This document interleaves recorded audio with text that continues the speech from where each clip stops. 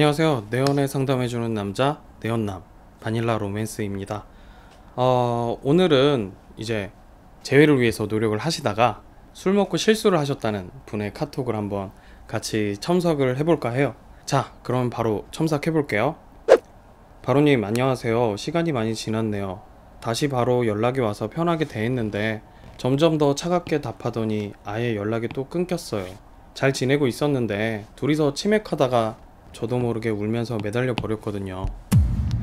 자, 일단 이런 말이 피양한테 좀 억울하게 들릴 수는 있겠지만, 피양은 지금 뭐 치맥을 하다가 자기도 모르게 취해서 울면서 매달렸다고 말을 하지만 저는 절대로 그렇게 생각하지 않아요. 물론 피양이 애초에 술 먹고 매달려야지 뭐 이렇게 작정을 했었던 건 아니지만, 남자친구랑 치맥을 하러 가는 과정에서 피양 분명 자신에게 그런 낌새가 있었을 거예요. 그래서 제가 자기 감정에 집중해야 된다고 말을 하는 거예요. 예를 들면 뭐 이번 기회를 잘 이용해서 뭐 재회를 해봐야지 뭐 이런 각오를 했거나, 아니면 피양 스스로 내가 갑자기 감정적으로 하면 어쩌지? 뭐 이런 걱정과 불안을 하고 있었을 거예요. 만약에 이때 피양이 제가 자꾸 말하는 대로 감정에 집중하면서 내가 지금 또 쓸데없이 긴장하고 흥분하고 있구나, 이렇게 생각하면서 자신의 불안과 감정에 직시를 했다면 피양이 억지로 본인의 감정을 억누르려고 노력하지 않아도 자연스럽게 감정이 조절이 됐을 거예요. 만약 그랬다면 당연히 술을 취할 때까지 먹었을 리도 없고, 설령 취했다 해도 별일 없이 넘어갈 수 있었을 거예요. 근데 막연하게 남자친구에게 포커스를 맞추고 긴장을 하다 보니까 자꾸 불안해지고 긴장되면서 술을 마시게 되고 취하고 결국 억눌렸던 감정을 폭발해버리는 거죠. 다시 연락할 용기가 전혀 안 나요. 연락이 없는 대로 제 라이프 스타일을 세우는 게 최선일까요? 처음 헤어졌던 때로 돌아간 것 같아요. 사실 지금이 더 절망적인 것 같네요. 지금 피양 입장에서는 자기가 술 먹고 그렇게 매달렸기 때문에 모두 망친 거라고, 정말 돌이킬 수 없는 일을 저지른 것 같다고 느끼겠지만, 사실 상대는 피양이 생각하는 것만큼 충격을 받았거나 화가 나진 않았을 거예요. 왜냐면 제가 항상 말하지만 감정이라는 건 내가 굳이 직접적으로 표현하지 않아도 마치 향수처럼 내 곁에 있는 사람에게 느껴질 수밖에 없는 거예요. 적어도 헤어진 남자친구는 치킨집에 앉아서 피양하고 맥주잔을 짠 하는 그 순간에는 분명 피양이 지금 무슨 생각을 하고 있는지, 그리고 또 어떤 감정을 갖고 있는지 대략적인 분위기를 읽었을 거고, 그러니 피양의 행동에 실망했다기보다는 너무 뻔하고 좀 민망하고 어느 정도는 한심해 보였을 수는 있어요. 하지만 피양이 생각하는 것처럼 헤어진 남자친구가 피양의 행동에 큰 충격을 받고 다시는 피양하고 연락하지 말아야지 이렇게 결심을 하진 않았을 거예요. 왜냐? 이미 다 알고 있었으니까. 애매하게 카톡을 하면서 간신히 그나마 분위기를 풀었는데 저한테 뭐가 도움이 될지 모르겠어요. 계속 속으로 현실을 직시하려고 노력은 하는데요, 제가 다 망쳐버린 것 같아서 많이 힘이 들어요. 정확히 말하면 피양이 카톡을 하면서 분위기를 푼 게 아니에요. 헤어진 남자친구 눈에는 피양의 의도와 목적이 뻔히 보였어요. 근데 피양이 하도 괜찮은 척을 하니까 그러면 뭐 선은 안 넘겠지? 이런 계산을 하고 그냥 좀 편하게 대했던 것 뿐이에요. 이런 표현이 맞을지 모르겠는데 피양은 마치 타짜 앞에서 뻔히 보이는 어설픈 밑장 빼기를 하다가 들킨 것 같은 그런 상황이에요.